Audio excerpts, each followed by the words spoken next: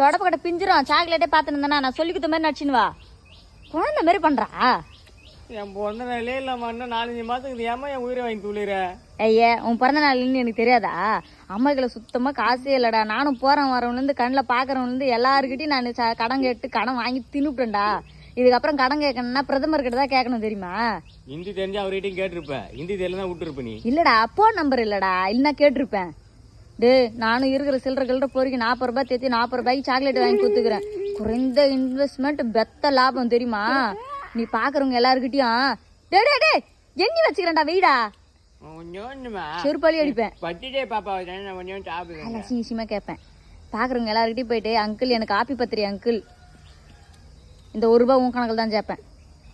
Uncle எனக்கு copy பத்திரி அங்கிள்னு சொல்லி காசு வாங்கிட்டு வரப்பாரு. ஒவ்வொரு சாக்லேட்டுக்கு 10 ரூபா 20 ரூபா 10 ரூபா 20 ரூபான்னு கொடுப்பானுங்கடா.